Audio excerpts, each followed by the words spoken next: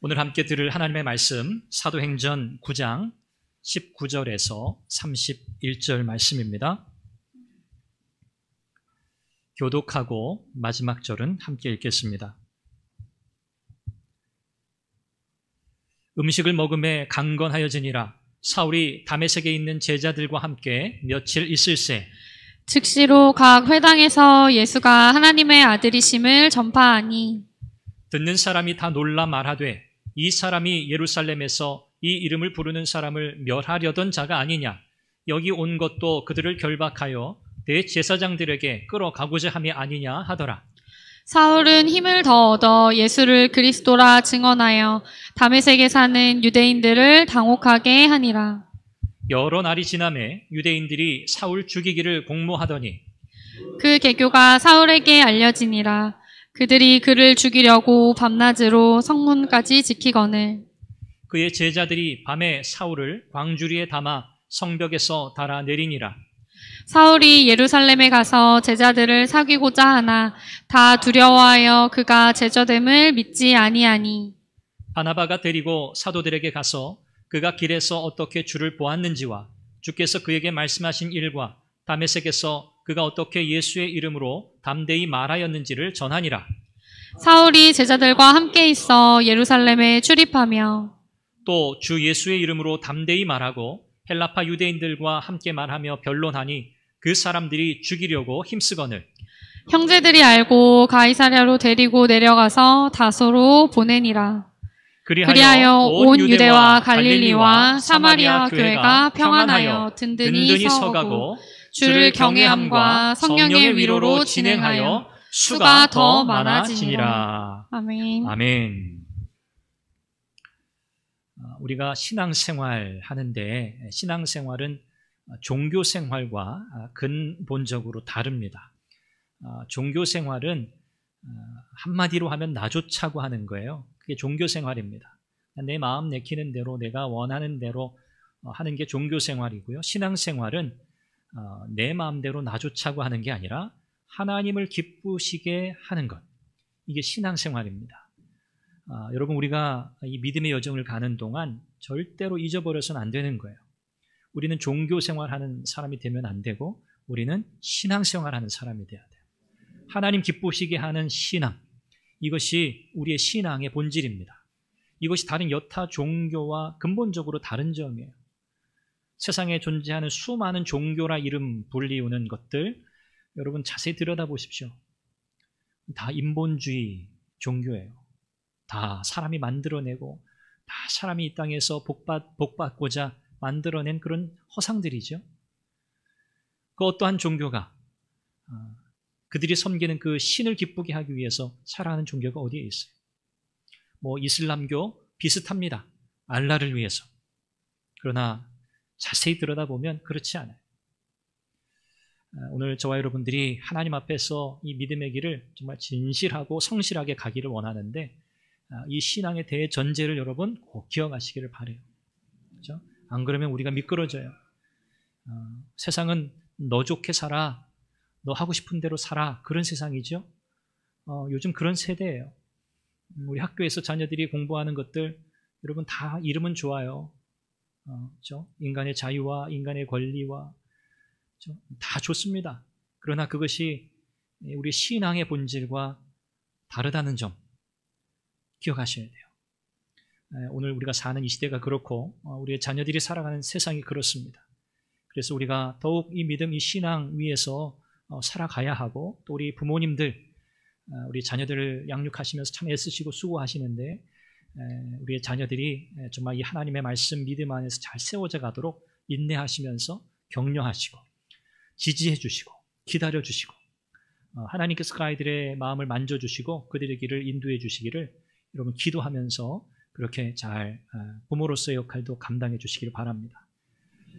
오늘 말씀을 제가 나누기 전에 다시 한번 우리가 짚고 넘어가야 할 중요한 점이라 생각이 되어서 말씀을 드렸습니다. 이제 본문의 말씀을 통해서 든든하게 평안하고 든든하게 서가는 교회라는 제목으로 하나님 말씀을 함께 나누겠습니다. 이 사울이라고 하는 사람 우리가 지난주에 살펴보았지만 맹렬한 적대감을 가지고 다메섹을 향했습니다. 예수 믿는 자들 잡아 죽여야겠다. 그들은 신성 모독의 죄를 지은 죄인들이다. 유대계의 전통, 하나님의 율법에 최선을 다하고 성실한 이 사울, 정말 그 열정 대단하지요. 다메섹으로 향하던 이 사울의 인생에 우리 주님이 뚫고 들어오십니다. 그것이 바로 다메섹에서의 회심 사건이죠.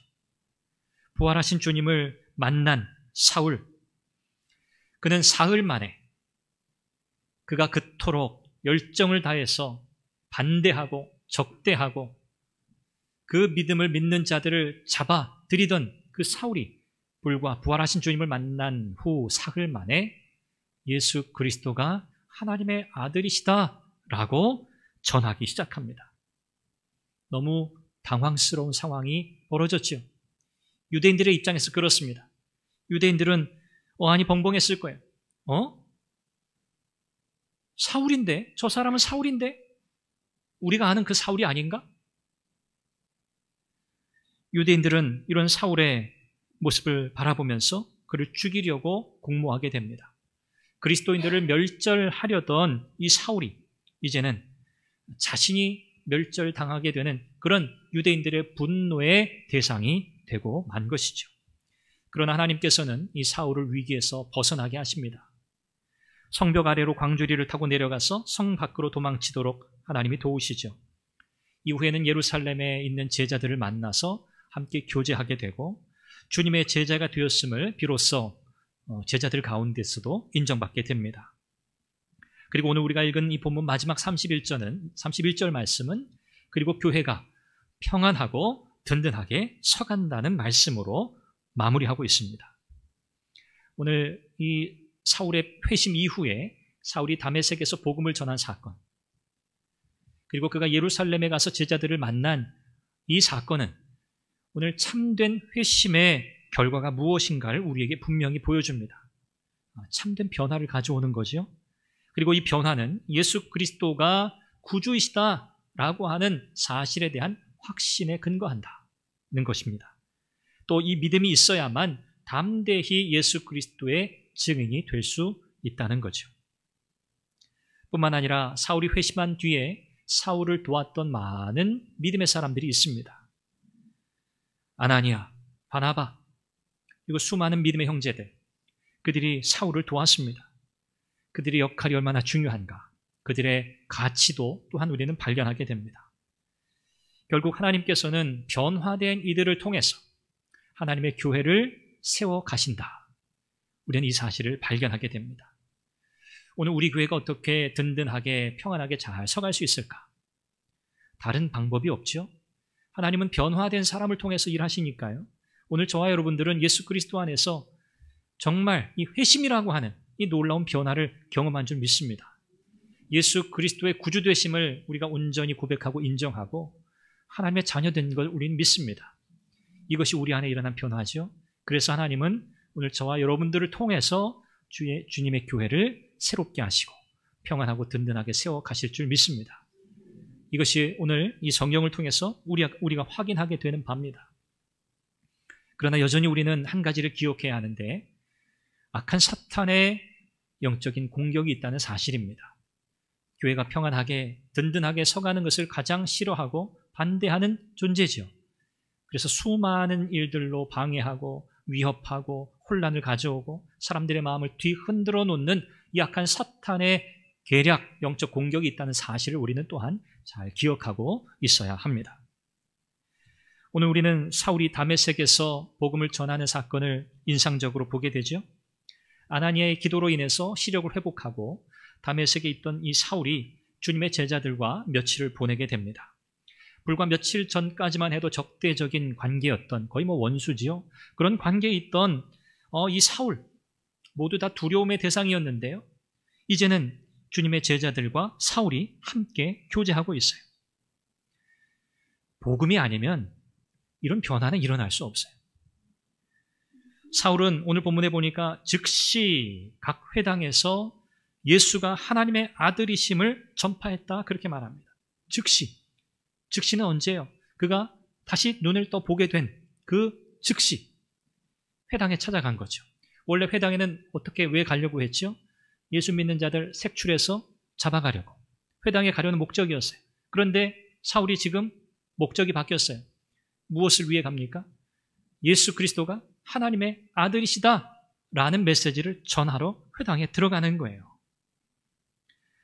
회당에 이 사울의 메시지를 들은 유대인들 얼마나 당황스러웠겠습니까? 사울의 메시지를 듣고 있었던 사람들은 사울이 누군지 잘 알아요. 그러니까 그가 전하는 메시지를 듣고서는 이해할 수 없는 거예요. 놀랄 수밖에 없죠.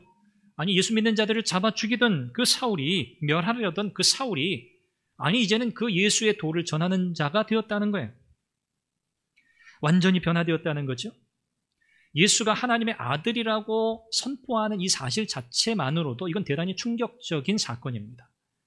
하나님의 아들이라고 하는 이 표현이 구약에서 여러 의미로 사용이 되는데 그중에 가장 중요한 의미는 메시아라는 거예요. 메시아, 구원자라는 뜻이에요. 하나님의 아들, 사울의 복음 전도의 메시지의 핵심이 예수가 하나님의 아들이시다라는 거거든요. 곧 메시아라는 거예요. 많은 사람들은 사울이 전하는 이 메시지를 듣고 의심합니다. 제자들도 의심합니다. 아나니아가 처음 그랬던 것처럼 믿을 수 없다는 거죠. 그러나 사울은 멈추지 않아요. 오늘 성경에 보니까 힘을 더 얻어 예수를 그리스도라 증언합니다. 그래서 다메섹에 있던 많은 유대인들을 당혹하게 했다. 성경은 그렇게 표현하죠. 당혹하게 했다. 사울은 한 번만이 아니라 여러 번 회당에서 이 메시지를 전했을 거예요. 그가 비록 회심한 지 얼마 되지도 않았고 또 육신적으로도 물론 기력을 회복했지만 그러나 여전히 연약한 상황이었을 겁니다. 그러나 그는 빨리 회복하여서 그가 확신하는 이 메시지, 예수가 하나님의 아들이심을 활발하게 전하기 시작합니다. 이 하나님의 아들이라고 하는 것, 이 표현이 담고 있는 중요한 의미, 아까 말씀드린 메시아라고 하는 그 의미고요. 그리고 이 표현 속에 담겨져 있는 또 중요한 의미가 하나 더 있는데 그것은 뭐냐면 예수 그리스도만이 하나님께 순종하신 분이시다라는 뜻이에요. 유일하게 하나님의 뜻에 순종하신 분, 그분이 예수 그리스도시다라는 의미를 담고 있어요. 하나님께서 마태복음 17장에서 또 마가복음 9장에서도 예수님을 가리켜서 이는 내 사랑하는 아들이다라고 표현하셨어요. 내 사랑하는 아들이라. 이 아들의 개념은 신약 성경에서는 순종과 연결된 개념입니다. 아들은 그 부모에게, 아버지에게 순종하는 자. 이것이 신약이 말씀하는 아들의 개념이에요. 예수님이 하나님의 아들이시라는 것은 바로 그 의미를 전달합니다. 유대인들, 종교 지도자들, 그들은 스스로 우리가 아브라함의 자손이라고 자처했어요. 그러나 우리 주님은 그들을 향해서 뭐라고 부르시죠? 너희는 아브라함의 자손이 아니라 너희 아비 마귀에게서 난 자다. 그렇게 예수님은 아주 호되게 책망하시며 그들을 부르셨어요. 마귀의 아들이라는 거예요.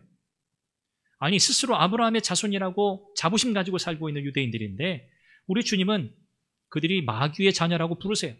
무슨 말이죠? 그들이 스스로 아브라함의 후손, 아브라함의 아들이라고 부르는 것, 거기에는 마땅한 순종이 있어야 하는 거예요. 하나님께 대한 마땅한 믿음의 반응이 있어야 하는 거예요. 그러나 그렇지 않았거든요. 그러니 우리 주님은 그들이 진정으로 하나님의 자녀라고, 아브라함의 자손이라고 그렇게 부르실 수 없었던 거죠. 하나님 말씀에 순종하지 않으면서도 스스로를 가리켜서 하나님의 자녀다? 큰 오산입니다. 큰 오산이에요. 오늘 우리는 어떻습니까? 우리는 하나님의 자녀라고 자처합니다. 우리는 하나님의 자녀다. 나는 그리스도인이다. 그리스도를 따르는 자다. 그런 뜻이잖아요. 과연 우리가 그렇습니까? 그렇다면 우리는 과연 하나님의 말씀에 순종하는 삶을 살고 있습니까? 우리는 과연 우리 주님을 따르고 그분을 닮아가는 삶을 살아가고 있습니까? 우리는 이렇게 물어야 합니다. 십자가에서 저주받아 죽으신 예수 그리스도, 그분은 하나님께 버림받은 자라고 생각했던 사울. 그러나 이제 사울은요,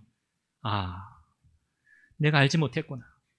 십자가에 달려 죽으신 그분, 내가 그렇게 박해하던 그분은 하나님의 명령에 유일하게 순종하여 우리의 구원을 위해 죽으신 메시아이시구나 라고 하는 사실을 깨닫는 순간에 사울은 거침없이 이 복음을 전하기 시작했습니다. 진정한 회심은 인식의 변화를 가져오는 거예요. 진정으로 거듭나면 우리의 사상이 바뀌는 거예요. 우리의 철학이 바뀌는 거예요. 사람들의 마음에 깊이 새겨져 있는 그 어떤 사상도 그 어떠한 철학도 사람의 설득으로는 무너지지 않습니다. 오직 예수 그리스도의 십자가 복음, 이 복음이 들어갈 때 진정한 변화가 생기는 거예요. 그래서 복음만이 유일한 답이에요. 다른 답이 없어요. 나와 같이 고집 세고 어리석고 연약하고 허물 많은 인생, 어떻게 변화되었어요? 복음 때문에 변화된 거죠. 복음이 아니면 변화될 이유가 없어요. 다 나 좋자고 사는 인생인데요. 내 마음대로 하면서 살면 제일 좋잖아요. 먹고 싶은 거 먹고 사고 싶은 거 사고 하고 싶은 대로 다 하고, 다른 사람들이 상처받고 다른 사람들이 뭐 고통받는 거 그거 뭐 신경 쓸 필요 있어요? 그냥 내 멋대로 살다가 그냥 즐기다가 그냥 그렇게 한 인생 그렇게 살다 가면 끝이죠. 그게 세상 사람들이 다 걸어가는 길입니다. 오늘 본문 23절에 보면 여러 날이 지났다 그렇게 표현합니다. 여러 날이 지났다. 여러 날이 지났다고 하는 건 충분히 많은 시간이 지났다는 뜻인데, 그 22절과 23절 사이의 시간적 간격이 꽤 크다는 거예요. 대부분의 성경학자들은 이 여러 날을 사울이 회심하고 또 다메섹에서 복음을 전한 이 일 후에 그가 아라비아 광야로 가서 지낸 3년여의 시간을 가리킨다. 이렇게 다 이해하고 있습니다. 그러니까 다메섹을 떠나서 한 3년여간 그가 떠나 있었던 거죠. 그리고 다시 돌아와서 복음을 전하기 시작하는 장면이 이제 23절 이하의 내용이에요. 사울은요, 더 열정적으로 복음을 전합니다. 회심하고 나서 3일 뒤에도 열정적으로 힘을 다해서 복음을 전했지만 이제 이렇게 세월이 지난 뒤 다시 돌아와서 다시 복음을 열정적으로 전해요. 그러니까 이 다메섹의 유대인들이 분노하는 거예요. 사울을 그래서 죽이기로 공모합니다. 성경에 보니까 밤낮으로 성문을 지켰다 그랬어요. 잡히기만 해봐라. 걸리기만 해봐라. 가만두지 않겠다. 죽여버리겠다. 우리의 신앙을 흔들어 놓는 존재, 우리 유대의 전통을 흔들어 놓는 존재, 사람들의 민심을 혼란하게 하는 존재, 위험 인물이에요. 우리의 사는 모든 삶의 시스템을 다 무너뜨릴 수 있는 존재이기 때문에 죽여야겠다 생각한 거죠. 그러나 하나님께서는 사울의 제자들이라 불리는 사람들을 통해서 사울을 광주리에 담아 성벽으로 달아내려 피신시키세요. 여기 사울에게 제자들이 있었다는 것이 또 흥미로운 대목입니다. 사울이 전하는 메시지를 듣고 회심하여 같이 이 믿음 안에 있던 자들이 많았다는 것을 보여주는 장면이에요. 하나님은 이렇게 사울의 조력자들을 예비해 두셨다는 걸 우리는 보게 됩니다. 이렇게 사울이 다메섹을 탈출해서 예루살렘으로 갑니다. 예루살렘에는 우리 주님의 제자들이 있었죠. 제자들과 사귀려고 합니다. 그런데 제자들이 거리를 둬요. 아직 믿지 못하겠다는 거죠. 사울이 어떤 사람인지 아는데 그가 회심했다고 하는데 그게 진짜인지 아닌지 아직 믿을 수 없었던 거예요. 그가 진정으로 주님의 제자가 되었는가 확신할 수 없었던 거죠. 상황적으로 충분히 이해가 돼요. 뭐 우리라도 그러지 않겠습니까? 의심하겠죠. 이때 바나바가 나서요. 그가 나서서 모든 상황을 다 이야기합니다. 사울이 어떻게 다메섹에 오게 되었고 그가 다메섹 도상에서 어떻게 부활하신 주님을 보게 되었고 그가 눈이 멀었다가 다시 눈이 뜨게 되었고 어떻게 다메섹에서 복음을 전했고, 이런 모든 과정, 이 사울의 모든 부르심과 그 소명의 모든 과정들을 바나바가 제자들에게 충분히 설명해요. 그제서야 제자들은 사울을 형제로, 주의 제자로 인정하고 교제하게 됩니다. 사울이 예루살렘에 와서 무슨 일을 했습니까? 주님의 제자들과 교제하고요. 또 더 중요한 일을 했어요. 오늘 성경에 보니까 예수의 이름으로 담대히 말하고 헬라파 유대인들과 함께 말하고 변론했다 그랬어요. 복음 전하는 거예요. 여기 여러분, 헬라파 유대인들이 누구죠? 어떤 사람들입니까? 디아스포라 유대인이죠. 이방 여러 지역에 살다가 유대교에 충성하고자, 그렇죠? 이 우리의 전통을 지키며 살고자 다시 예루살렘으로 온 아주 극단적인 유대주의자들이에요. 이게 헬라파 유대인들, 디아스포라 유대인이에요. 이들은 누구를 죽였습니까? 스데반 집사를 죽인 사람들이에요. 그들이 헬라파 유대인들입니다. 이들에게 복음을 전한 거예요. 어떤 일이 일어날지 예상이 되시죠? 당연히 충돌이 일어나요. 사울이 몰랐을까요? 잘 알았을 거예요. 사울이 사실 스데반 집사 죽이는 그 현장에 있었잖아요. 사울도 그 한패였잖아요. 그런 사울이 이제는 헬라파 유대인들과 반대편에 서서 복음을 전하는 거예요. 죽음을 무릅쓴 거죠. 중단 없이 계속 말했어요. 여기 성경에 기록된 이 단어의 시제가 그래요. 계속해서 중단 없이 말하고 전파하고 변론했다. 사울은 물러나지 않았어요. 그래서 이 헬라파 유대인들은 사울을 죽이려고 애를 씁니다. 예루살렘의 이 형제들이 이 상황을 알아챘어요. 이러다 정말 사울 죽겠다. 그래서 사울을 피신시킵니다. 가이사랴로 먼저 데리고 갔다가 거기서 사울의 고향인 다소로 내려보내요. 그리고 이후에 사울은 등장하지 않습니다. 등장하지 않다가 11장에 가면 바나바가 사울을 찾으러 다소에 가는 장면에 잠깐 등장하고, 그리고 사도행전 13장 이후에 이제 본격적으로 그의 전도 여행, 그 여정이 시작되면서 중요한 인물로 그때 다시 등장해요. 오늘 우리가 읽은 이 9장부터 이제 13장에 이를 때까지 이 사울에 관한, 이 바울에 관한 말씀이, 내용들이 다루어지지 않습니다. 오늘 본문 31절, 사실 이 부분이 우리가 주목해서 볼 부분입니다. 사울이 회심하여 다메섹에 가서 복음을 전했다. 헬라파 유대인들의 반대에도 무릅쓰고 그를 죽이려는 수없는 시도에도 불구하고 사울은 굽히지 않고 복음을 전했다. 이 복음 전도의 사역에 그를 돕는 많은 동력자들이 있었다. 이렇게 하나님께서는 변화된 하나님의 사람들을 통해서 특별히 이방의 사도로 부르신 이 사울, 이 바울의 사역을 힘있게 돕게 하시려고 하나님은 많은 믿음의 조력자들을 두셨다. 이것이 오늘 우리가 살펴보는 본문의 내용이에요. 그리고 31절 중요한 결론입니다. 그 결과가 뭔가? 그 결과가 뭐죠? 31절 말씀. 그리하여 온 유대와 갈릴리와 사마리아 교회가 평안하여 든든히 서가고 주를 경외함과 성령의 위로로 진행하여 수가 더 많아지니라. 놀라운 부흥의 역사가 일어났다는 것이 오늘 말씀의 결론이에요. 놀라운 부흥이 일어났다. 온 유대, 갈릴리, 사마리아, 그곳에 세워진 교회들이 평안하여 든든히 서갔다고 성경은 말씀해요. 스데반의 순교 이후에 핍박을 받아 제자들이 흩어졌습니다. 많은 성도들이 흩어졌어요. 그것으로 인해 복음이 전해졌고요. 많은 곳에 교회가 세워졌어요.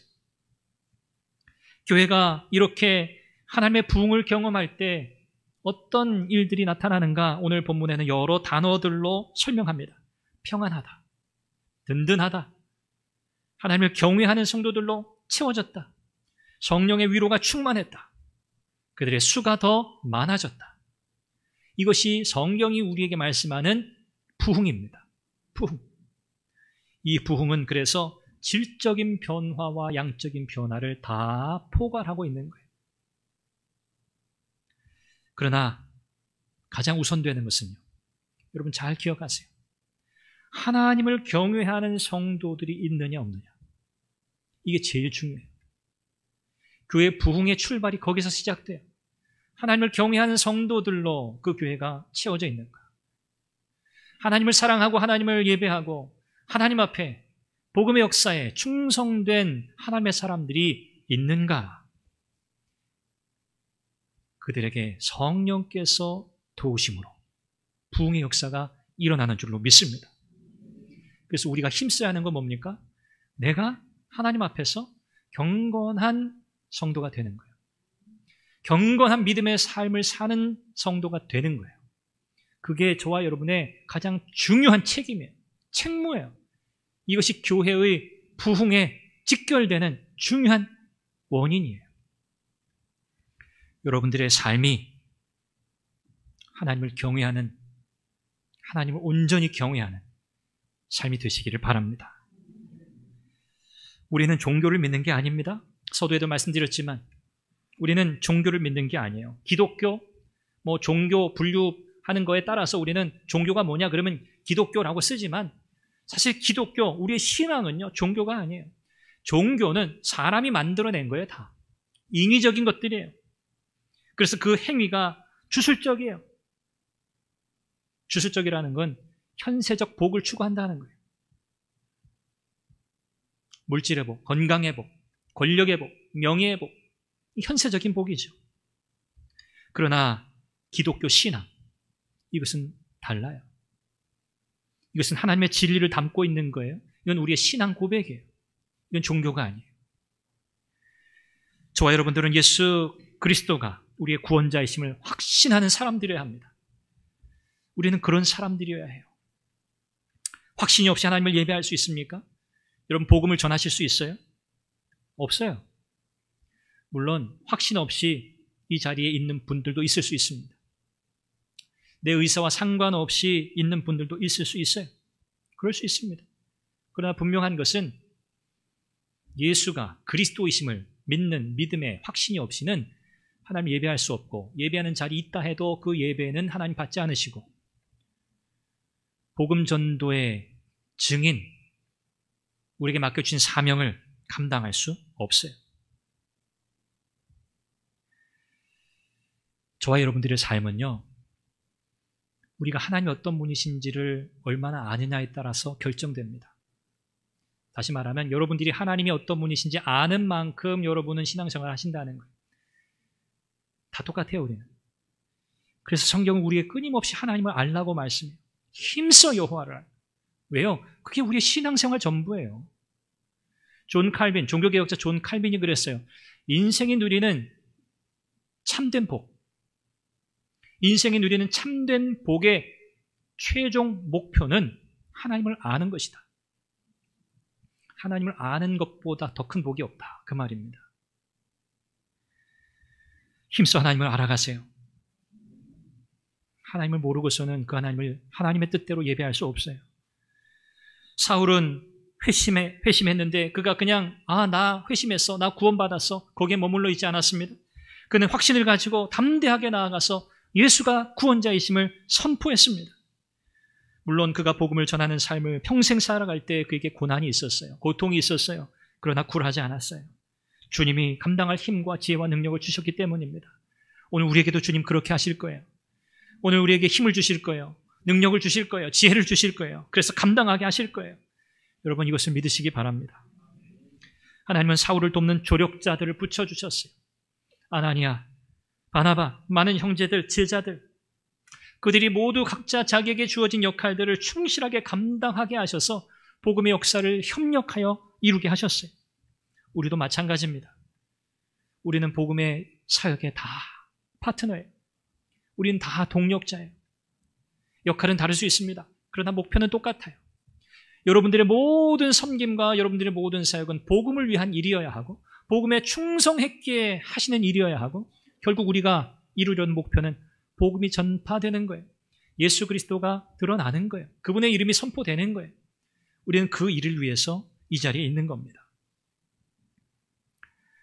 예수 그리스도를 만나서 변화된 사람들을 통해서 하나님은 일하신다.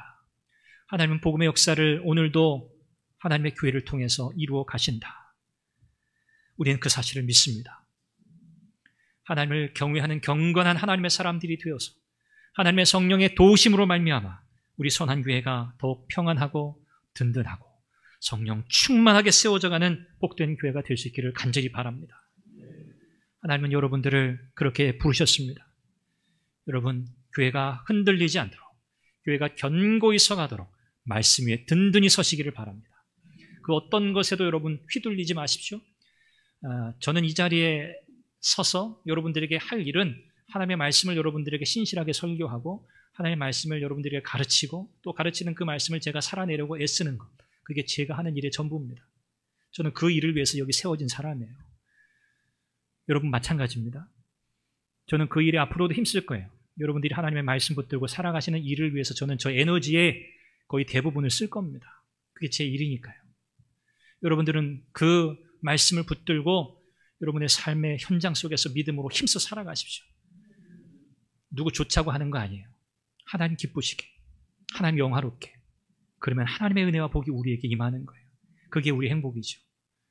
여러분, 좌우 바라보시며 흔들리지 마시고 앞만 보고 가세요. 감정적인 우리는 사람들이라 우리는 감정이 있잖아요. 그래서 막 불끈 막 이런 게 있어요. 왜 없겠어요? 잠 못 자고 막 저도 예민해가지고 막 꽂히면 잠 잘 못 자요. 우리는 다 연약해요. 그렇죠? 하나님 은혜밖에 없어요. 은혜 의지하면서 우리 어떤 상황이든 영적인 분별력을 가지고 우리가 대하고 과연 누가 이 교회를 흔들겠어요? 그렇죠? 누가 이 교회를 뒤집어 엎겠어요? 우리 주님의 교회인데요. 그렇죠? 여러분, 주님의 일꾼으로 부름 받았으니 죽을 때까지, 우리 주님 부르실 때까지 정말 이 길, 믿음의 길 잘 가시기를 바랍니다.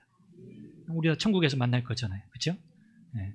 하나님의 은혜와 평강과 위로와 도우심이 여러분 모두에게 넘치시기를 주님의 이름으로 축원합니다. 기도하겠습니다. 우리 함께 기도하죠.